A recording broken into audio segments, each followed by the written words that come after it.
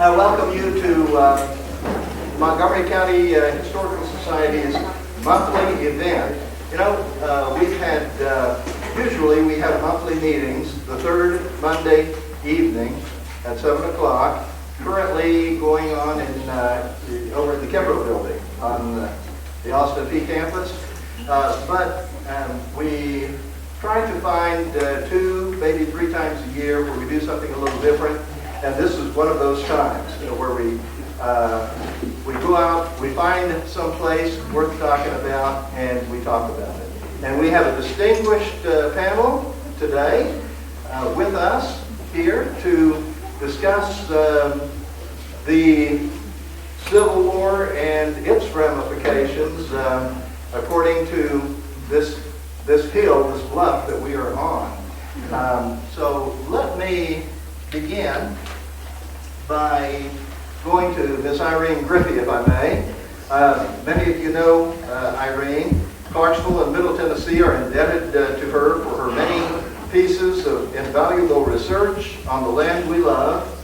Ms. Griffey, a certified genealogist, one of only 4 in Tennessee, is descended from several of our county's original pioneers, when we were still known as Tennessee County, in fact. Having spent her life in Montgomery County, Ms. Griffey knows our historic figures well. She has authored information on Middle Tennessee's first settlers and on early entries made for land in Tennessee. Irene also has contributed to numerous publications, including authored information on land grants for the Tennessee Encyclopedia of History and Culture. Thank you, Ms. Griffey, for being with us today. I'm going to talk a little about Dr. Morgan Brown. Dr. Morgan Brown went forward. Can you hear me? No. I'm so sorry. No better. Dr. Morgan Brown was born on Friday the 13th in January 1758 in Anson County, North Carolina. He died 3 miles north of Nashville in 1839 at the age of 83. Dr. Brown traced his lineage to Sir Anthony Brown, who was the master of horse for King Henry VIII. His direct ancestor sailed with the first party of Baltimore, Maryland. In 1784, he walked across the South Carolina state line and married Elizabeth Little. Elizabeth was the daughter of William Little, and they named their first child William Little Brown. She traced her lineage back to the 3rd son of King Robert II of Scotland. She also was second cousin of Duncan Stewart, for whom Stewart County is named. Morgan Brown went into Revolutionary service as a sergeant at the age of 17 years, 8 months, and 18 days. He was in 3 battles: Sullivan's Island, Brandywine, and Germantown. General Francis Nash, whose 12,500-acre land grant is at McAllister Crossroads, was mortally wounded in the Battle of Germantown. Morgan visited him that night and the next day attended his funeral. Morgan Brown moved to Tennessee in 1795. In 1795, there were less than 2,000 people, counting children and slaves, in Robertson, Montgomery, and Stewart counties. Within a year after he moved here, he laid out the town of Palmyra, built a floating mill, built a ferry across Cumberland River, had Palmyra made a port of entry in the west, and got President Jefferson to appoint him collector. He was busy.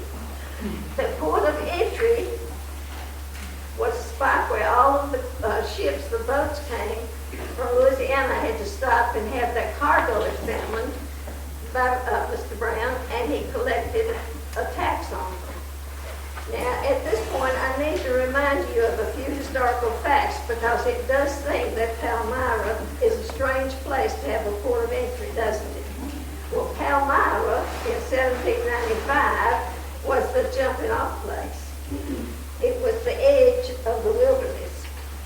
Jackson Purchase, which is western Tennessee and western Kentucky, was still owned by the Chickasaw Indians and was not treated until 1818.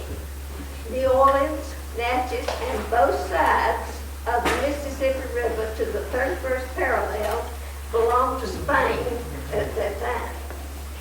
Spain did not like what was going on in this area, so through a technicality, they closed the Mississippi River to Americans. They couldn't get their products in and out. The Mississippi River had been closed 10 years just before Morgan Brown came. So he knew something about what was going to happen, I believe, when he came. During the closure between 1784 and 1794, Spain incited the Indians to kill the Cumberland settlers. Spain also offered citizenship and land to the Cumberland settlers if they would just come down there. The area was named Miro District in hopes that Spain would open the Mississippi. The import and export of the settlers' products was completely cut off. The people in this area were strangled. Settlers destroyed, they had enough of this, and so they got together and went down to the towns on the Tennessee River, and they destroyed the Indian town of Nickajack and Running Water. Colonel Montgomery, for whom Montgomery County is named, had a big part in that. And so he was killed. He was targeted by the Indians and killed while he was building a fort at the mouth of Cumberland River, and his intention was to invade New Orleans, Spain control. And so the Spanish incited the Indians to target and kill him. Mississippi River was finally opened in 1795 by the Pinckney Treaty. It was reopened because Spain revoked the Pinckney Treaty. They found the technicality by which they could revoke the treaty and close the river again. And it wasn't reopened until 1803. At first, in 1801, it was opened with right of deposit, which meant that they could deliver their stuff to New Orleans, but they had to pay tax for a right of deposit.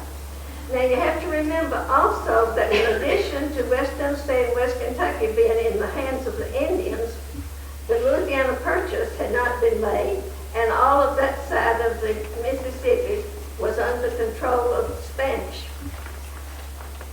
The United States, America as it was called at that time, finally bought the Louisiana Purchase, and when they bought it from France, because Spain had secretly transferred it to France, and they ended up paying 40 cents an acre for that whole 1803 purchase of Louisiana. I found 3 letters that Morgan Brown wrote that were most interesting. In 1803, he wrote to John Overton in Nashville about 1,900 acres that Morgan Brown's brother was surveying for him. He told him that he had laid it along the edges of the river and was about ready for it. And then on September the 2nd, 1795, he wrote to Andrew Jackson and told him that Dr. Wickham was planning to come to the area to inspect it, and if he liked it, he would be moving here. Then October the 1st, 1799, Morgan Brown wrote to President Jefferson. Remember that President Jefferson had appointed him the collector, and told him that, and I found the original letter online, a copy of the original letter online, told him that they had found on the north side of the Cumberland 2 stone or marble statues that were found a few miles from Palmyra. And one was a very old man, and one was a woman. They were found near 2 large mounds and a quantity of human bones. It was the Mississippi Indians that they believed buried this. It was probably, Dr. Morgan told him, probably the largest effigies found in America. They were about the size, he said, of an 8 or 9-year-old children, and they weighed about 70 pounds each. And if you can see, this is not the ones, but that's sort of what it looked like. On January the 16th, 1800, Jefferson instructed Morgan Brown to ship them to New Orleans and to a Daniel Clark, and that he would send them by water around Philadelphia. They were placed in Monticello in the entrance hall. Jefferson collected a lot of Indian relics, and so when the property was sold, the relics went with it. We don't know exactly what happened to them, but think that one of them at least has made it to the Smithsonian. Morgan Brown moved to Kentucky in 1807 and back to 3 miles north of Nashville in 1820. So evidently he came to the area for the purpose of the port of entry, and when it was over, he left. There's one thing interesting that I found.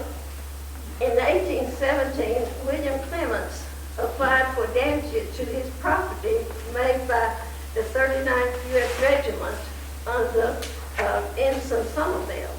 They had used his buildings as barracks. They evidently had a recruiting station during 1814 and 1815 on the lot the United States owned. Morgan Brown had 2 brothers here, and they married 2 daughters of Doug Brown and moved to Alabama. He had 2 sons, both of them became judges, and 4 daughters who married well. We had him for a while, and then he was gone. Okay, we can do that. And if I'd been a real moderator, I would have expressed my gratitude to Charlie Foust for opening up this place to us before we even began. Charlie, could you stand up?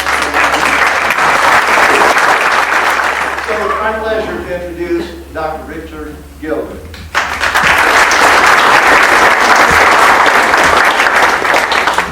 As some of you know, I don't work well without Howard Wynn. It shows what a deplorable state of life. We figured all these years 2 half-wits make it almost a whole. And we're really glad to be here.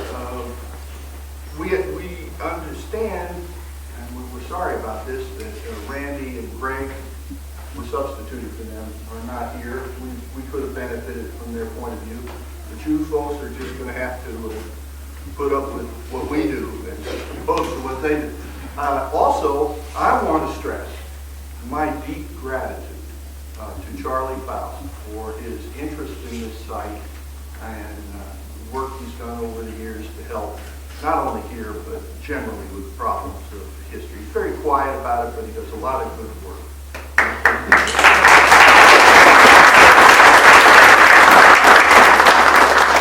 Let me jump in here with you.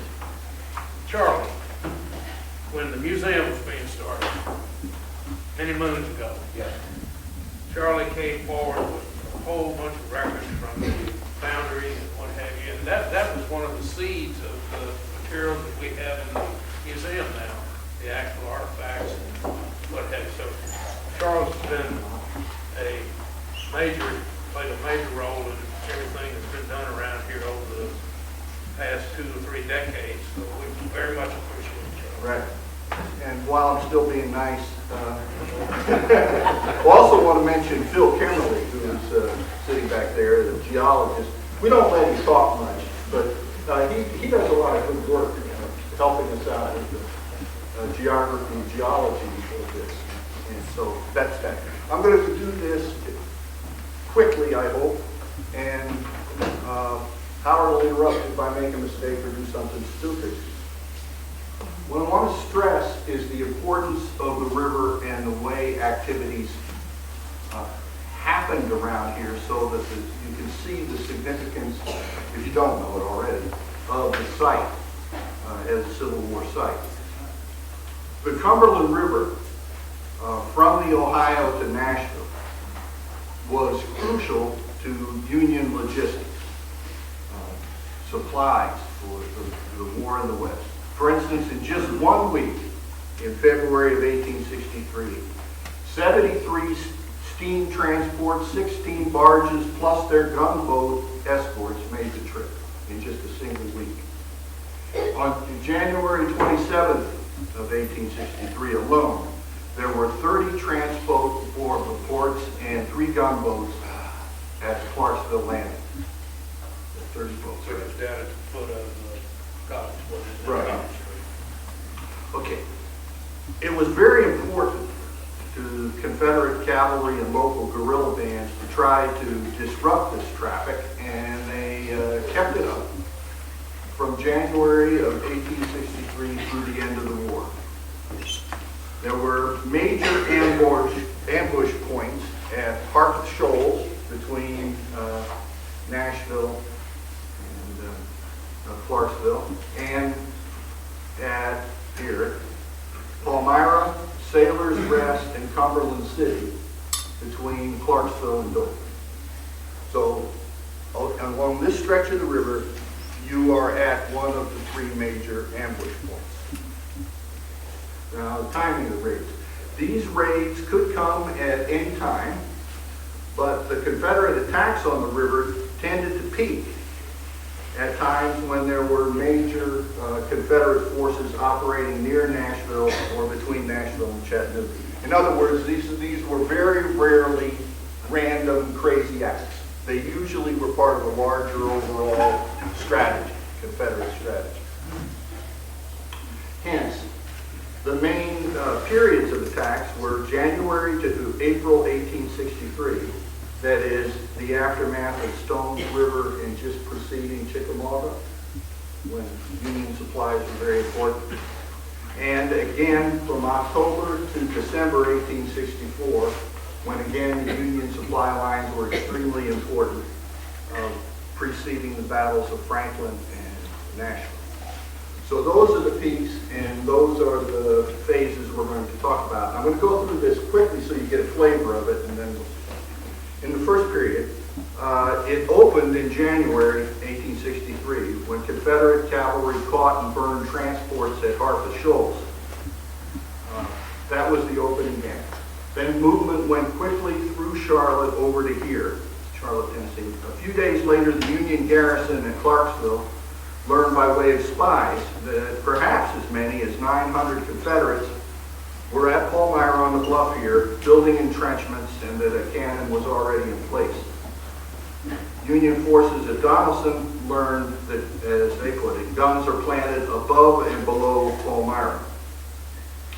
Now, after the failed Confederate attempt, Battle of Dover in February, the main Confederate forces retreated from this area, but guerrillas were still active, quite active for a while. The Navy complained that Army garrisons were too small to suppress this guerrilla activity. That's true. It's amazing to me how much river and how many posts there were that the Union people were trying to hold around here, and with very few people. The Navy, Union Navy, complained officially that rebels are allowed to roam about and erect batteries on the river, which the gunboats have to silence. So that's what we're going to talk about there, is the main Union tactic a little bit. That remains the case, that it's the gunboats and shore parties from the gunboats that are mainly involved against the Confederates here, until the completion of the Nashville and Northwest Railroad, which is why Dixon even exists, the town of Dixon. Kind of Union.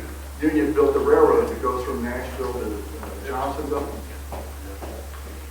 south of Charlotte, and that's why that Union's there. Dixon was born in the Right. war. That railroad allowed quicker troop movements for Union people, and got a way to get behind them here. Also, another alternative route for supplies. So that was a heavy blow to the local Confederacy. At Palmyra, the most spectacular incident in this first phase was in April 1863. On the 3rd and 4th, Confederates ambushed 2 convoys with gunboat escorts. One transport in the first attack was severely damaged. On the second day, the RCM Lovell, a 45-ton steamer, was captured and burned. T.G. Woodward, the local Confederate commander, executed 8 African-American sailors on the vessel and its captain immediately. The Union response after that was to send 6 gunboats to Palmyra. The shore party reported that Confederates had retreated toward Harvest Shoals by way of Charlotte. We got maps here to pass out. Any of you want toys or souvenirs, you come up afterwards, we got all that. Let me jump in. Yes. What Dick is describing here is the story of the Civil War in this area of Middle Tennessee, which was under Union occupation.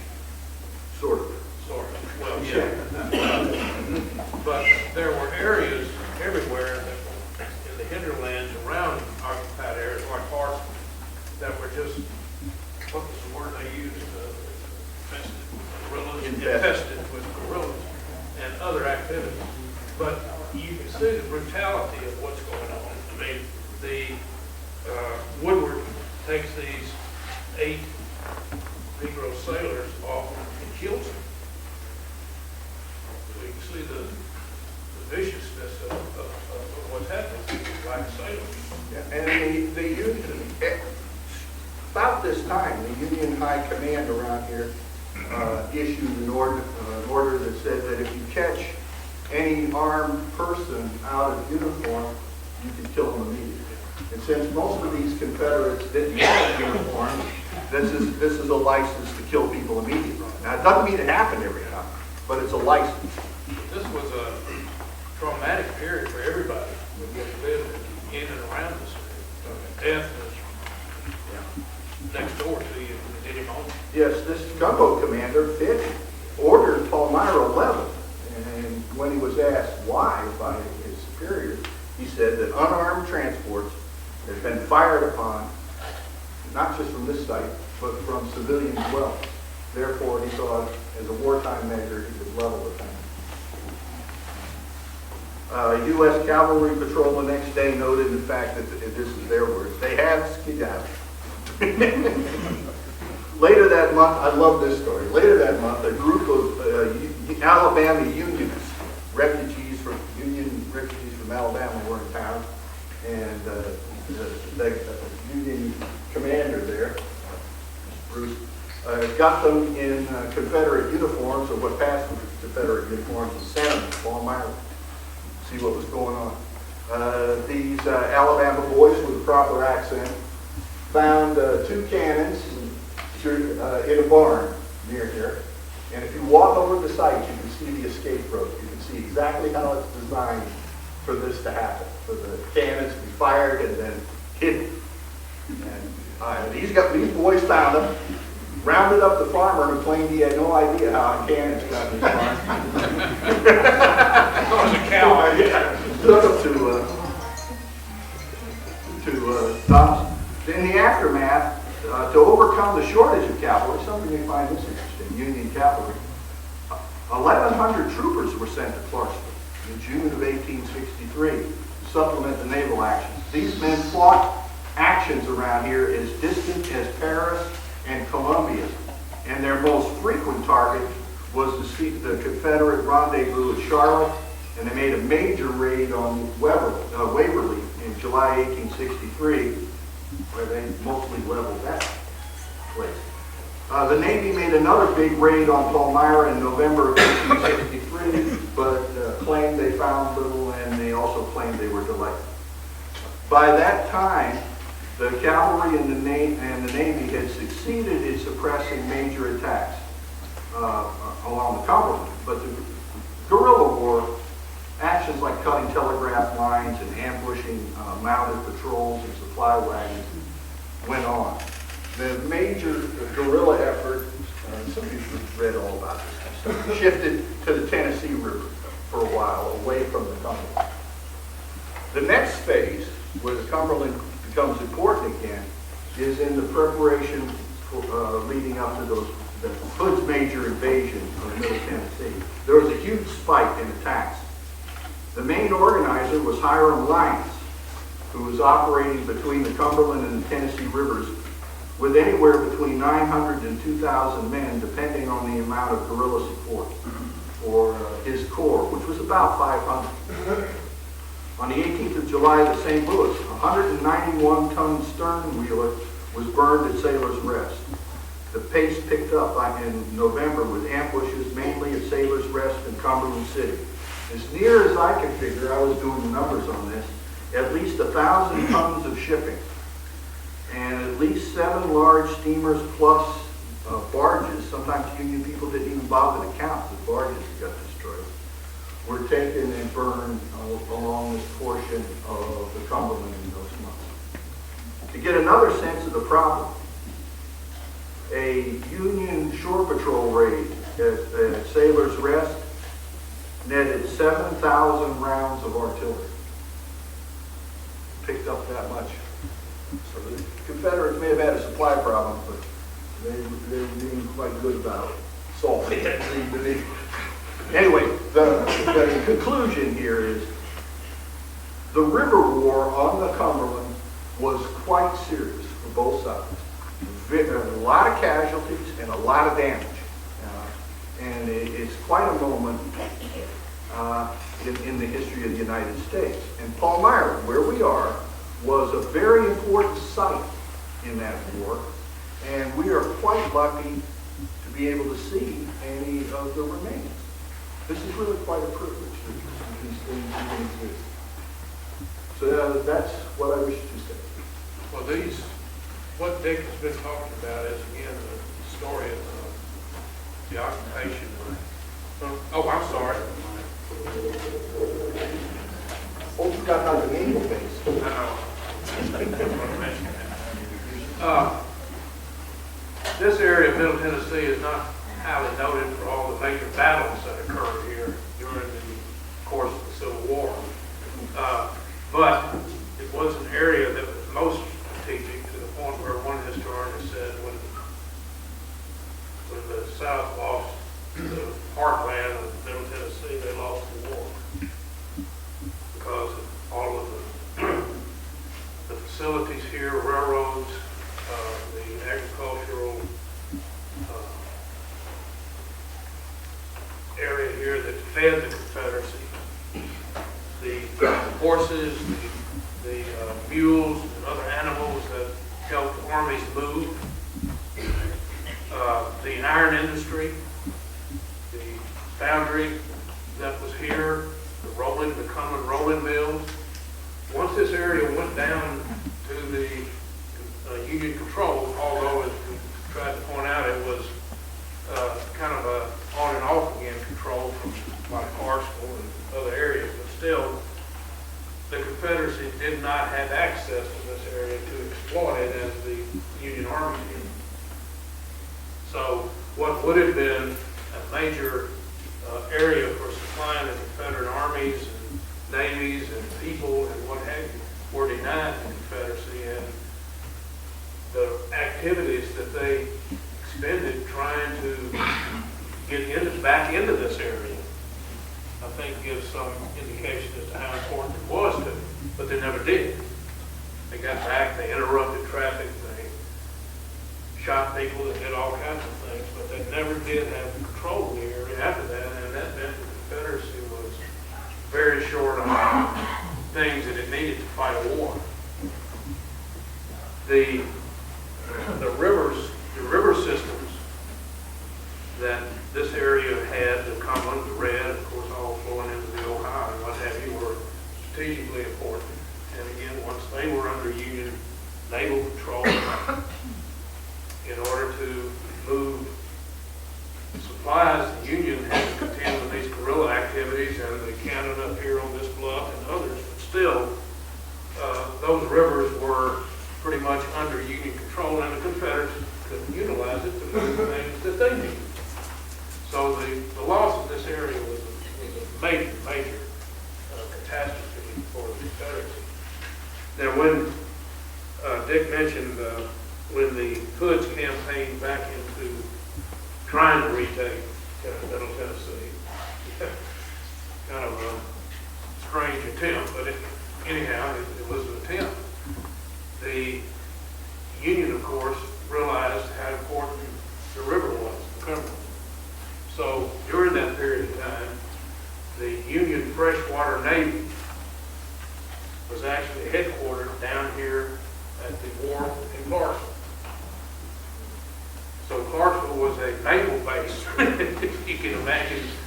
being a naval base, but it was with the Union Freshwater Navy. So you can just see all those gunboats and what have you anchored down there at the foot of College Street. It must have been one solid piece of investment sitting there. So Clarksville and Palmyra in this region played a kind of a quiet role perhaps during the Civil War, but this was an area of major contention. The Confederates wishing to get it back like all devil they wished to get it back. But of course they didn't. Not being able to, the Confederate hopes for independence were quashed. I think that's all excuse me. We have up here, anyone would like to have some brochures, Clarksville, Tennessee, and the Civil War, and another one on the Fort Donaldson region there in the Civil War that Dick and I and Austin P. people put together for the National Park Service. Dr. Williams, is Sir. this where federal troops were landed from Nashville to start Straits Raid? Yes. Landing here I in would think Arch so. Yes. and Arch think so. Overland? Yeah. Because the number was about, was it 3,000? Yeah. I don't know how many exactly, That's but about there's a right. good number, yeah, more so than you would expect. Starting here at requisition. When we use the word requisition, horses and mules to mount their infantry. We're going to borrow them for a while, you may not get them back. Yeah. That started right here, and they went all the way to the Tennessee River, where they had transports waiting.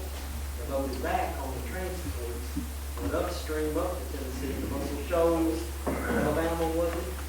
Where they disembarked again. And that's what wore David Forrest's cavalry out so far with their horses. They just got off the campaign. They had to chase this new Yankee threat through northern Alabama. But I think Forrest was in more places than he ever was. According to rumor. He worked it back. He worked at that. It really was great. Yeah. He took 1,500 men and captured 3,000. Yeah. Oh, yeah. The numbers mounted every time. Howard and Dick, thank you very much. Howard Gwynn is a lifelong resident of Clarksville. Received his doctorate from Ball State University. Began teaching at Austin P. In 1972. When did you retire? Howard, thank you for your Joe and I beat each other.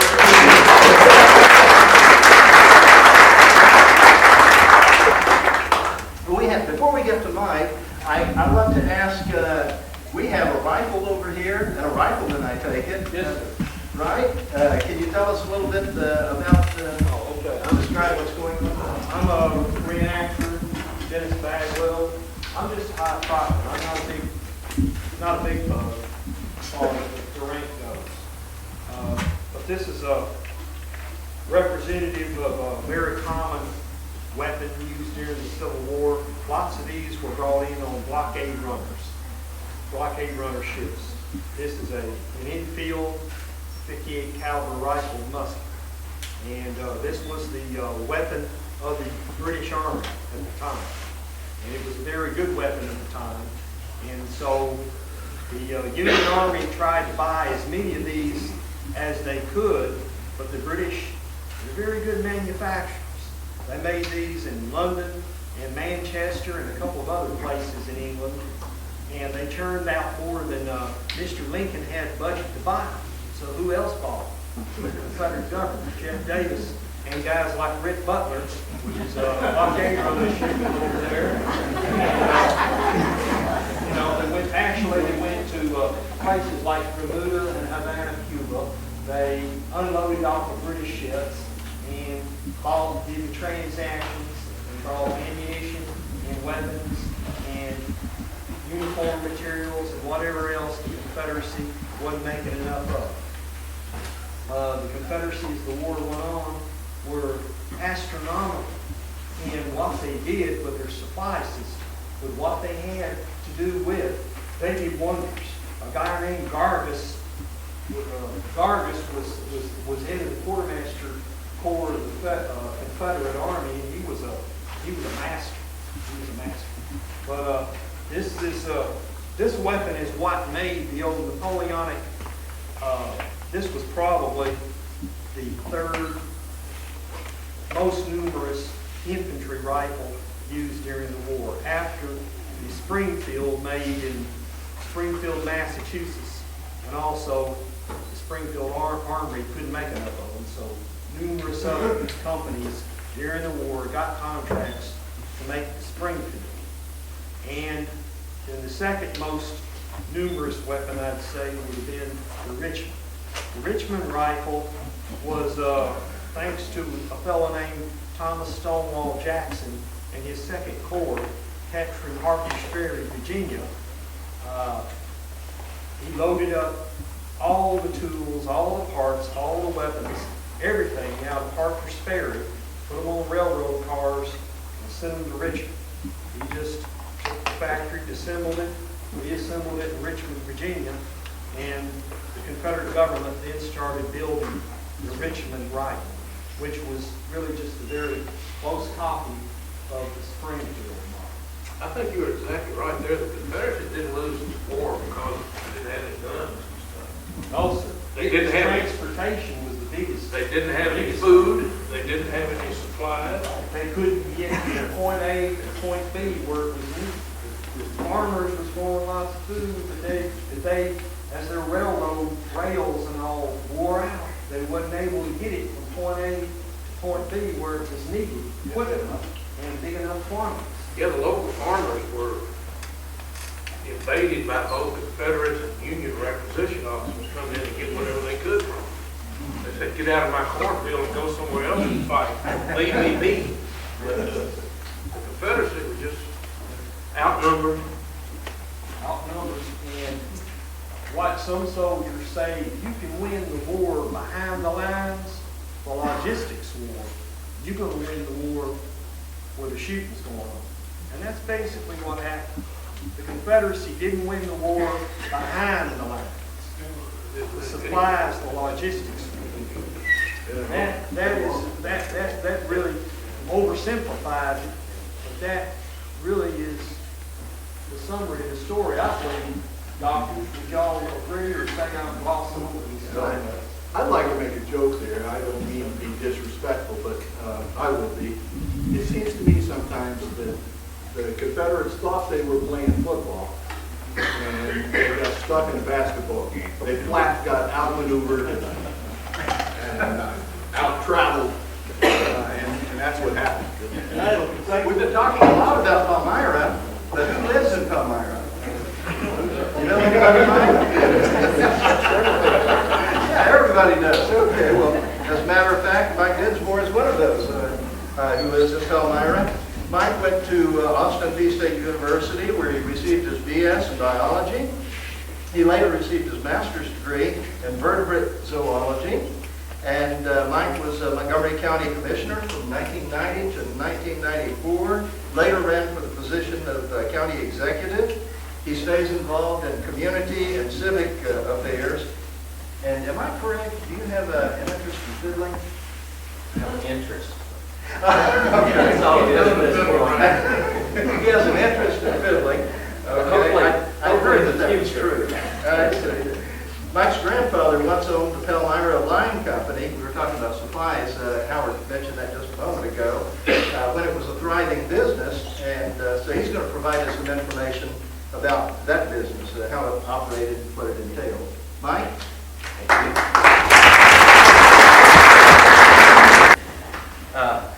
I'm sorry I didn't get introduced as the Palmyra Dennison of generations.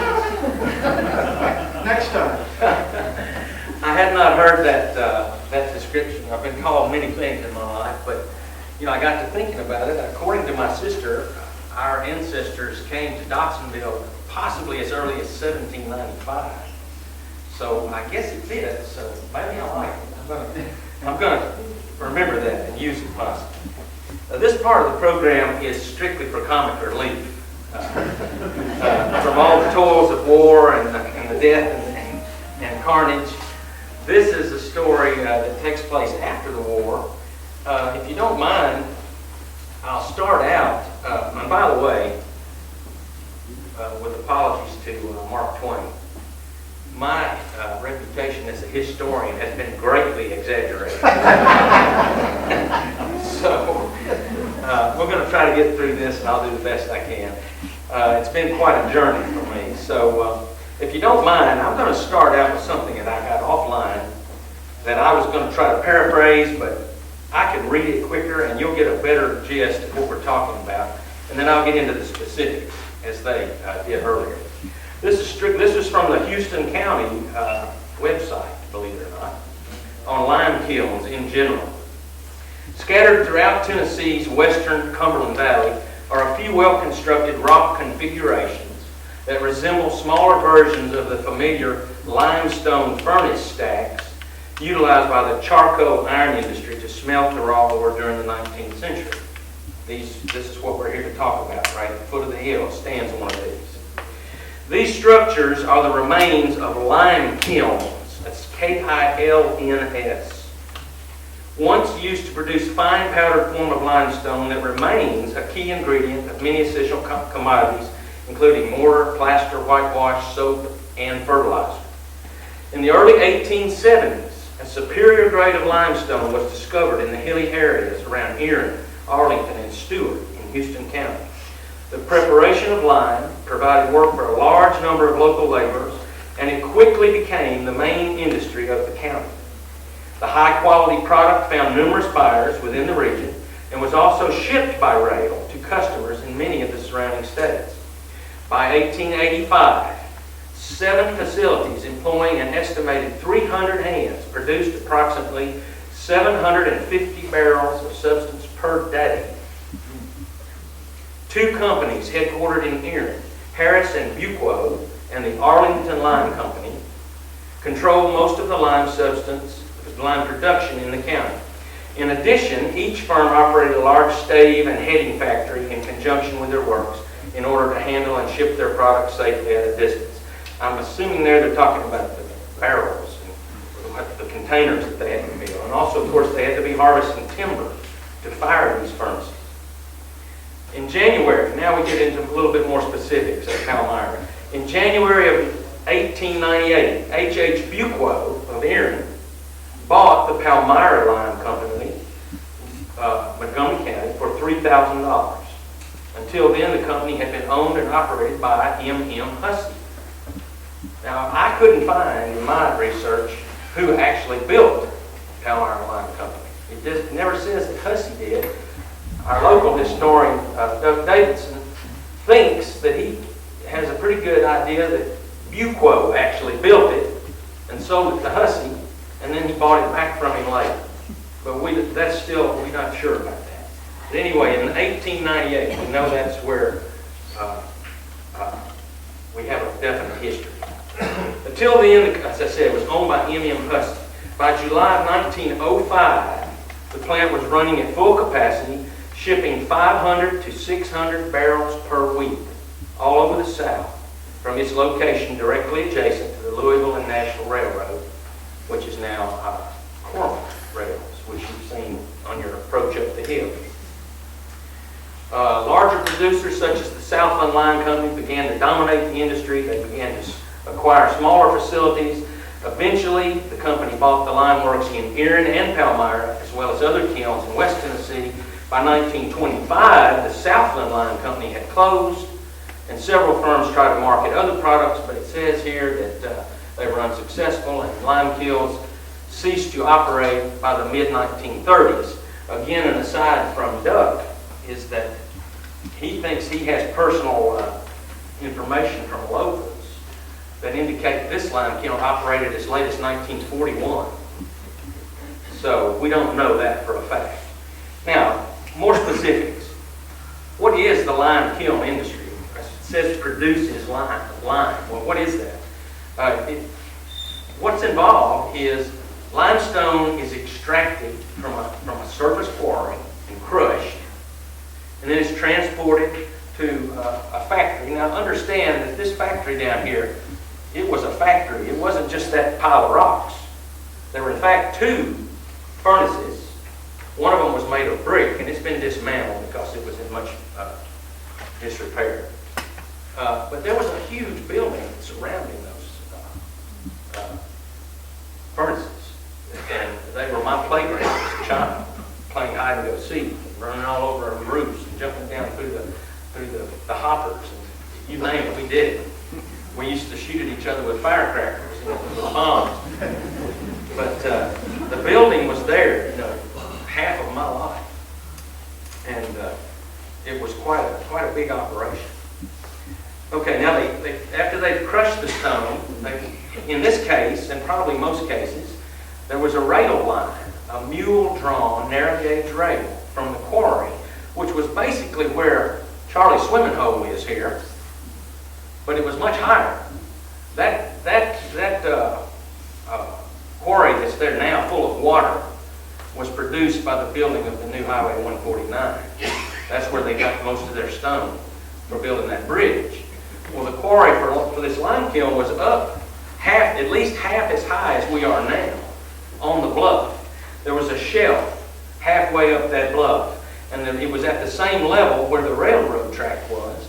So it was a level ride down to the tops of those furnaces, and they would just back these mule-drawn rail cars right up to the back of it and dump the crushed stone into the tops of the furnaces. My father, in fact, as mentioned, of course, my grandfather at one point, in fact, again, twice owned it. Apparently these things bounced around between people. But my father used to drive one of the mule cars. They worked here as teenagers and young boys. And they used to drive the mule carts, he and his brother, dumping the stone into the tops of the kilns. Okay, now the rock is in the kiln and it's heated. The process is involved. You heat the stone, which contains calcium carbonate, that's limestone. You heat it up to about 1,000 degrees for several hours. This is, of course, using wood. I haven't found any record showing that they were using charcoal or coal, so they were probably cutting all the trees right here on all these hills to fire these things. And then that's a process called calcining, or calcining, I'm not sure how it's pronounced. But anyway, all you're doing is you're driving the carbon dioxide out of the rock, and you're left with calcium oxide. And that's what quicklime is. Now that quicklime apparently is an unstable and hazardous product, so you didn't want to ship it and handle it. It was abrasive and bad for you. So what they did is they hydrated it. By adding water to the calcium oxide, the water combines to form calcium hydroxide. And then you've got what's called hydrated lime, and that's what they sold and shipped in bags and barrels. And as I said, they had a cooking shop my dad used to take me in the building and show me the shop. You could go in there and there were still metal hoops hanging on the wall and pieces of barrels, curved-shaped staves for the barrel. There was a whole part of that factory that did nothing but make barrels. And recently Charlie pointed out as we came up today that he has excavated some of the actual lime that comes out. I didn't finish the process. After this is all heated up, the lime simply falls out the bottom. So that's all there is to it. You dump in the rock, you heat it up for a period of time, and the lime comes out the bottom. And you take it out and process it however you need to ship it. So that's the lime kiln process. Now, as far as the history, that's where the fun really got into. I went to the archives to try to find out the chain of ownership of this thing and how, because my daddy said, all I knew was my granddaddy owned the lime kiln at some point. And then he worked there. But that was all. So I went to try to find deed transfers to show who owned what and when they owned it. And in that process, over a 16-year period, I found 35 deeds with my grandfather's name. Apparently, at one point or another, he owned every piece of property from a mile up the railroad to where I live, a mile down the railroad. And it's the most unbelievable thing to try to follow through and figure out what property's which and all that. It's been really fun. But anyway, back to the facts. Mr. Hussey owned it in 1898. He sold it to Mr. Buquo, you're right, for $3,000. That went through 1905 in full operation. They were producing, again, 500 to 600 barrels. Then, my grandfather, G.W. Dinsmore, that's George Wallace Dinsmore, and a little side here. Anybody here went to Howell School? Howell School. Who remembers Mr. Robert O'Neill? Well, turns out he was a partner with my grandfather in this operation. Now, he was actually my grandfather's brother-in-law. My grandmother and Mr. O'Neill's wife were sisters. But there were three partners, G.W. Dinsmore, Robert O'Neill, and George Ford.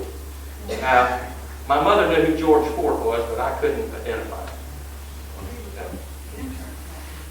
Insurance. Okay. And she said, "Oh, that's so-and-so's daddy." Margaret? Is there somebody named Margaret Ford? Okay. Okay. Well, that was Mr. Ford. So he was in on all this. But three partners. Now get this, they paid $15,000 for that. So Buquo made out there. I don't know how much money he made making lime, but he did all right when he sold the property. Now they operated it. I found a little blurb in the Chronicle, some records from the Chronicle that said that Mr. Dinsmore was making all these wonderful improvements and new buildings and community relations with the workers, and they were certainly proud to have a citizen of such great, I think they called it community spirit, in their neighborhood. So I thought that was interesting. Apparently, at that time, that was in 1919 is when he bought it from Mr. Buquo. That was the three of them, Robert O'Neill and so forth. They only operated it for 6 years, because in 1925, they sold it to the Southland Lime Company, mentioned earlier, which bought up the operations in Erin. By the way, you can see lime kilns like this in Erin, too, right downtown Erin. Some of them are better conditioned than ours. Right along where this rail line used to go. See, this thing stops in Cumberland City now, but it used to go through Erin, Stewart, McKenna, Danville, across the river at Danville, and on to Memphis. This was the main line from Nashville to Memphis during the Civil War, prior to Dixon, which I didn't know that. That was interesting. So anyway, Southland Lime Company now bought it for $21,000. So now, my grandfather and his boys, they've made a little bit when they sold it. But apparently they had a note attached to it, because they sat there for 5 years and Southland went broke. No production for 5 years. In 1929, my grandfather bought it back. Or he just got it back. I'm not sure which it was, but it may have just been that he got it back because they didn't pay for it. But anyway, he ends back, and again in the Chronicle, I found records showing that it was being reorganized by G.W. Dinsmore, and this time formerly associated with Robert O'Neill and George Ford. So they were out now. My grandfather comes in and takes it back over. And he ran it for however many years, we don't know for sure. And he had a Mr. F. Powers. Anybody know that name?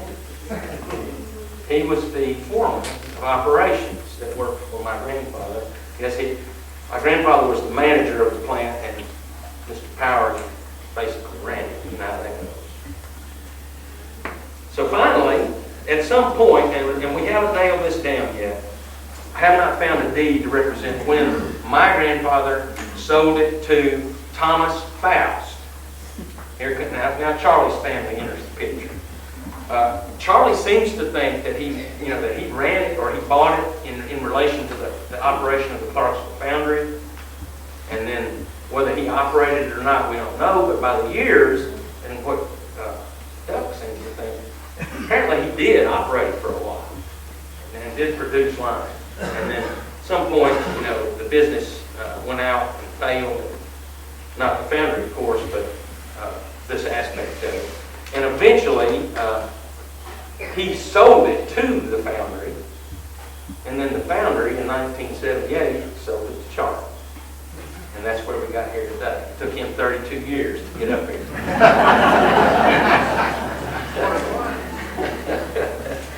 And that's basically what the lime kiln industry was. By my impression, I can't really say I know this for sure, but by my impression, it was the biggest industry in Palmyra for many years.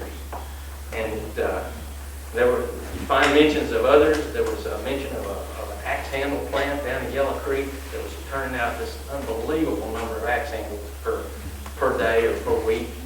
And you see things about tie yards in Palmyra, shipping railroad ties and telephone poles, and you name it. So, the bottom line of my whole journey through looking all this up, it's really sad to me, how much Palmyra has, for lack of a better word, died.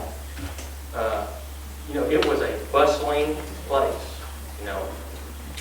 even 65, 70 years ago.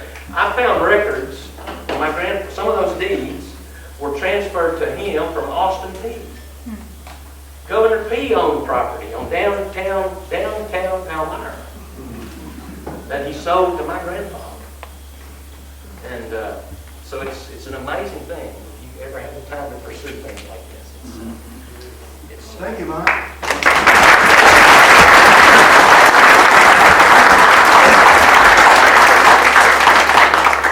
My thanks to Mike, Howard, Dick, Irene.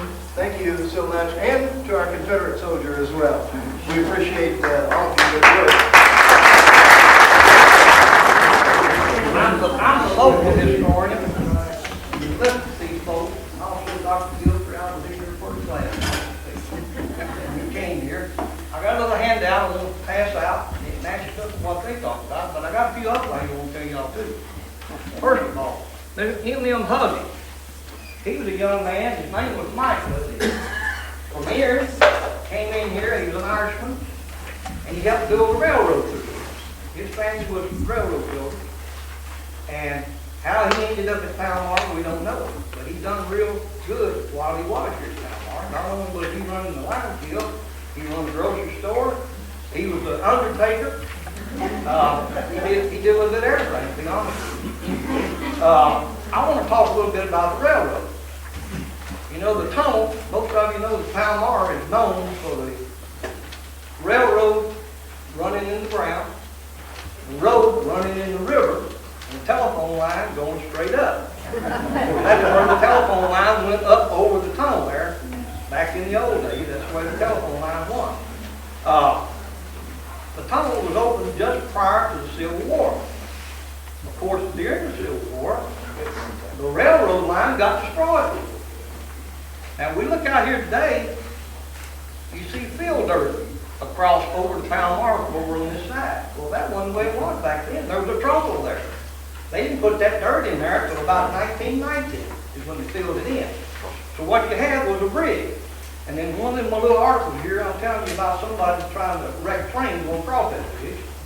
And there's been a lot of train wrecks down through here. Matter of fact, one train did run off into the river on the other side of the tunnel here. So, let's see, what else? I had a couple other things.